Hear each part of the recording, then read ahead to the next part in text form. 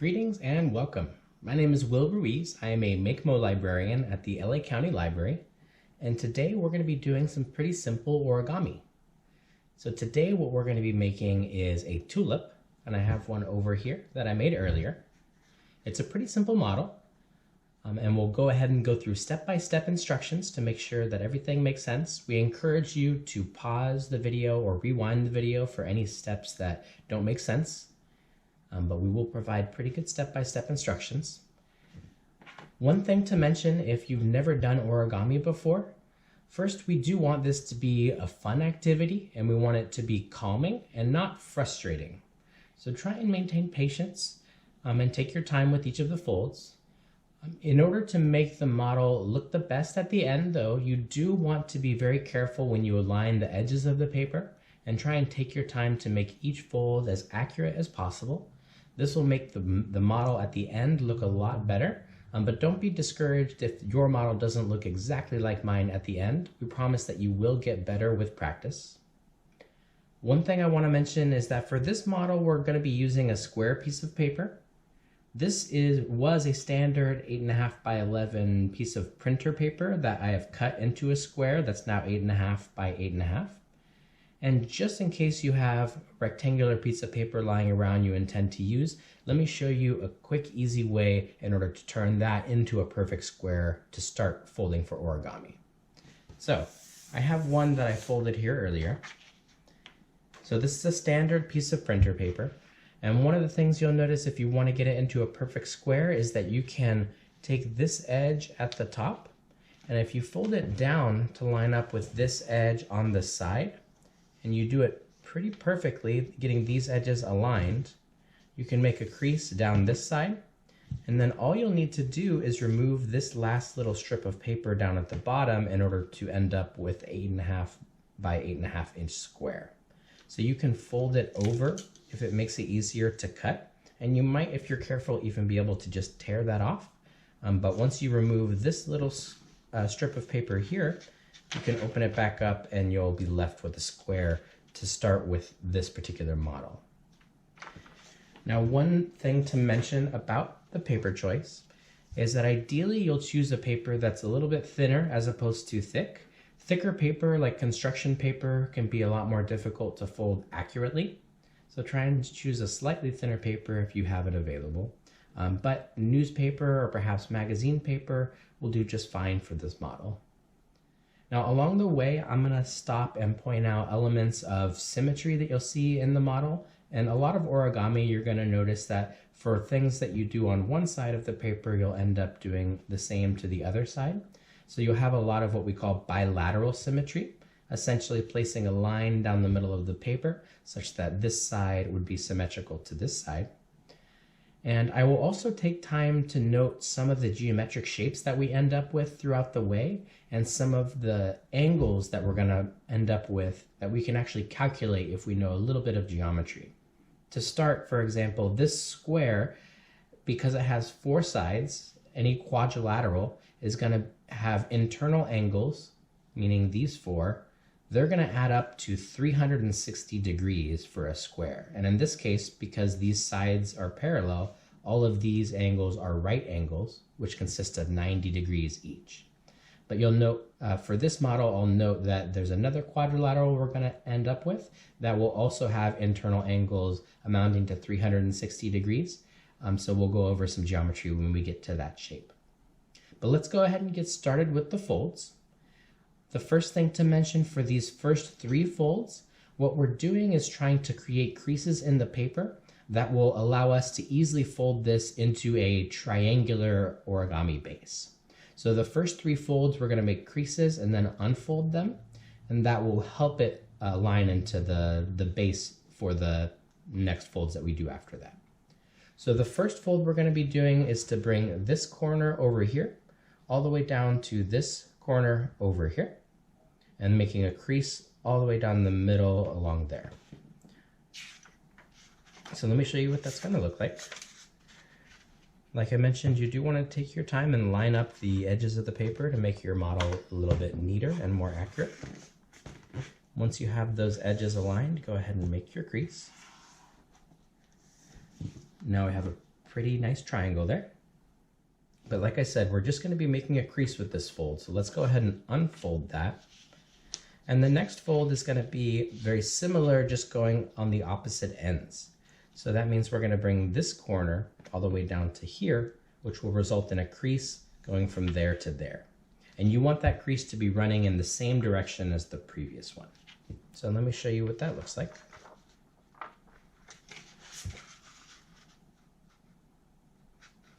And once you have the edges lined up perfectly, you can flatten it on the table and make that crease. Okay, and like I said, we just need the crease, so let's go ahead and unfold that one more time. Now for this next fold, we're going to be bringing the top edge to line up with the bottom edge, but we want the crease to be running the opposite direction as the previous two. So let's go ahead and flip this paper over so that it's popping up the top of the table like a mountaintop. And then, like I said, we'll bring this edge right here all the way down to this edge right here, making a crease through the middle here.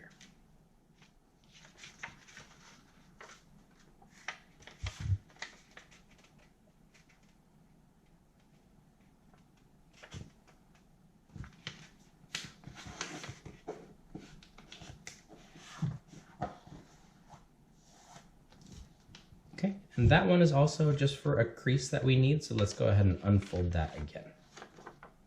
And also pop it up just like you did previously so that it's popping up off of the table like a mountaintop. So now that we have these three folds in place, the next thing we're going to do is try and bring this into the triangular base shape.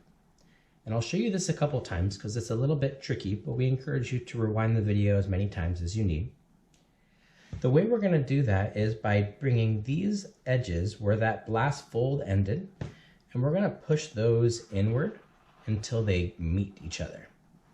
And what that is going to allow us to do is to bring these sides together and flatten this out into a triangle. So let me show you that one more time from this angle, and then I'll show you the other side.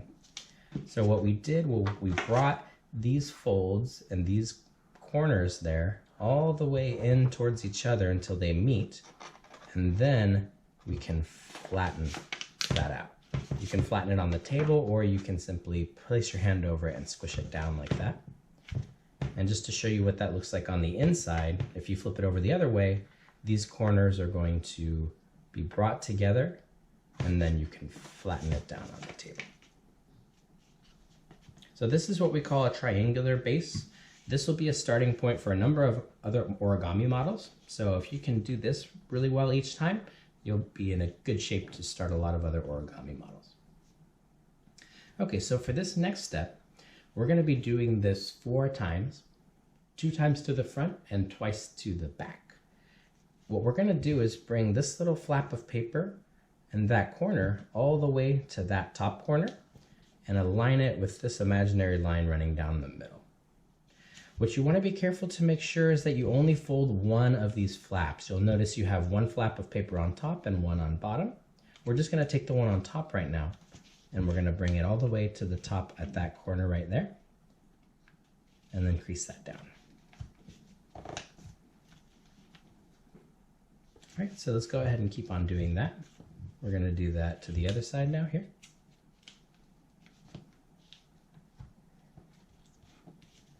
And then we'll flip that over and then do the same thing to these other flaps on the back.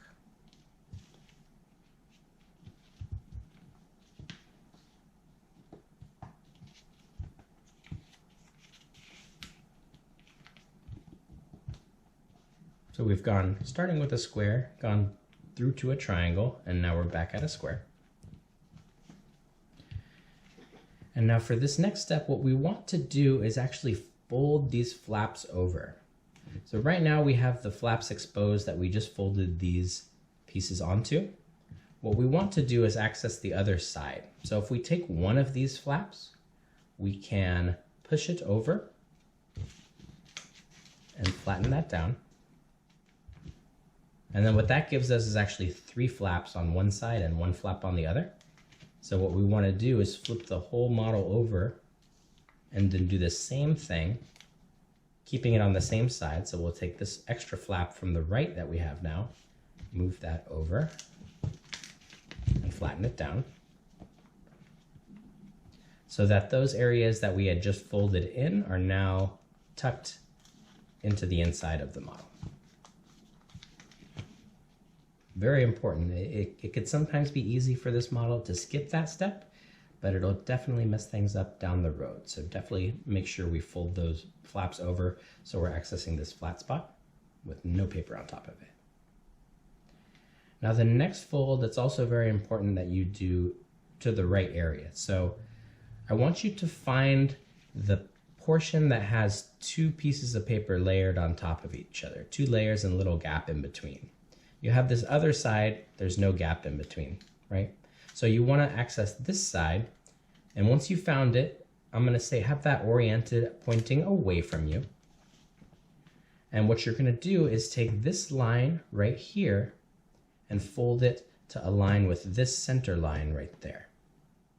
And we're going to do this next step a total of 4 times to each flap on the front and then each flap on the back. So let me show you what that looks like. And again, very important that you have the side that has 2 layers of paper. That's the side that you're folding to line up with this middle line.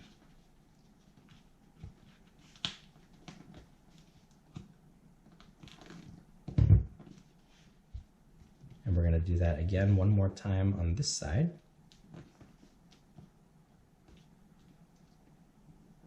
And then we'll flip that over and do the same thing to the back.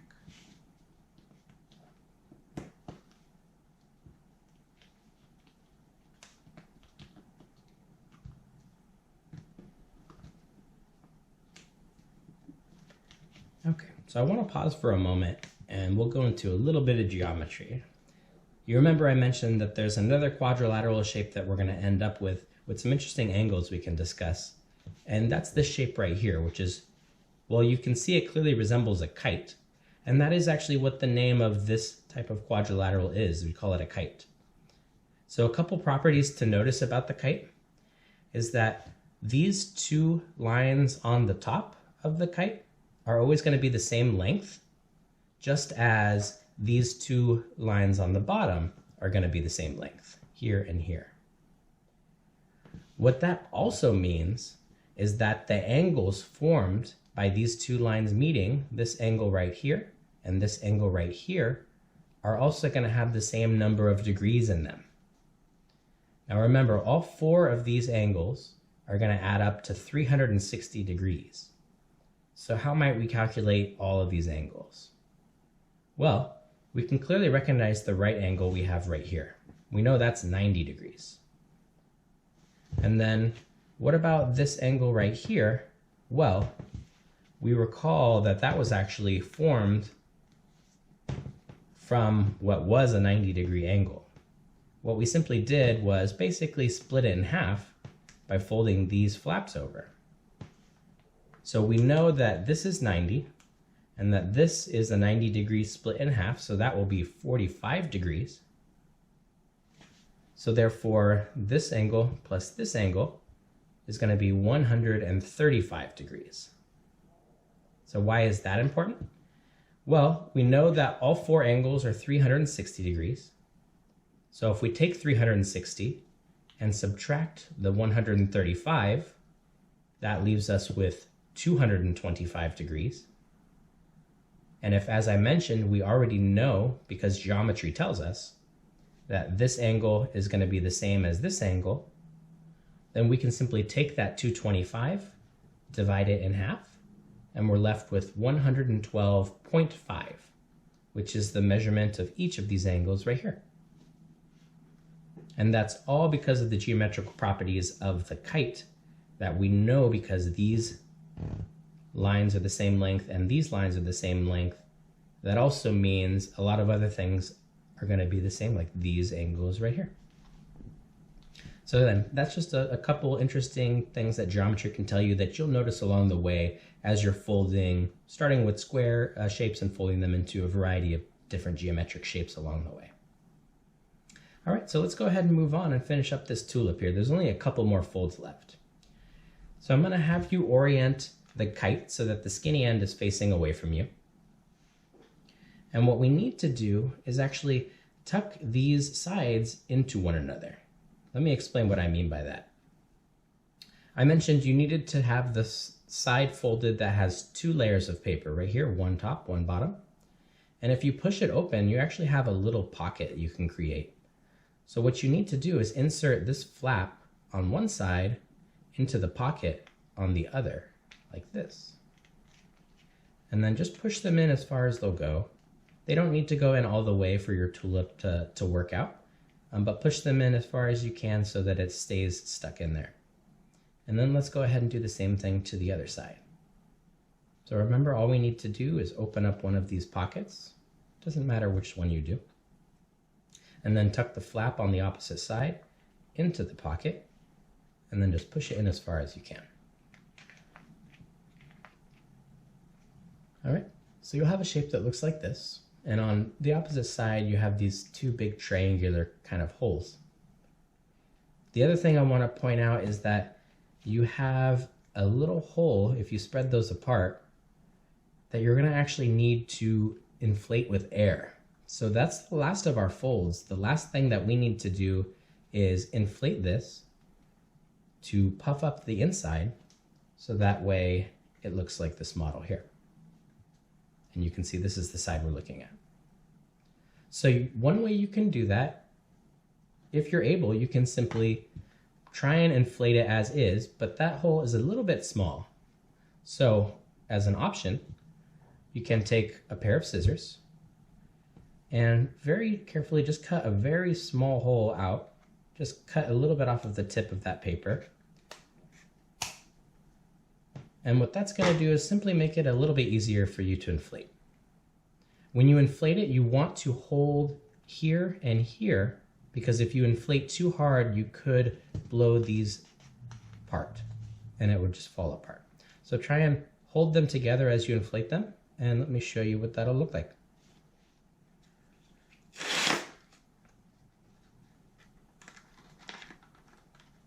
All right. Not bad. Let me try that one more time. So that's inflated enough. The next thing you just need to do is to peel back the leaves right here. So you'll see these poking up.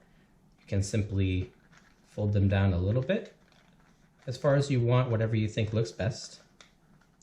I think it looks good if you don't fold them all down evenly. It makes it look a little bit more like a flower. But that's all there is to it. You might have some crinkling that you want to straighten out. But that's all there is to it. You've got a nice tulip there. And if you've got perhaps some green paper lying around, you can add a stem and you can make a bouquet in a whole bunch of different colors. One thing to note as well, as I mentioned, that a lot of origami designs are symmetrical, as you probably noticed.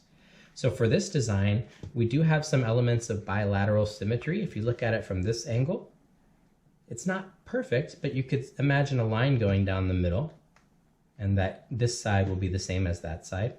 You could also imagine along this plane going like that or like that. So like many other origami designs, you will notice symmetry along the way, both as you're folding and in the final design. Well, we really hoped you enjoyed this origami model. If you created it along with us, we'd love to see your creations. Please reach out to us at lacountylibrary.org or on social media at LA County Library, and please share what you made along with us. We hope to see you in the library soon, and we hope you have a great day.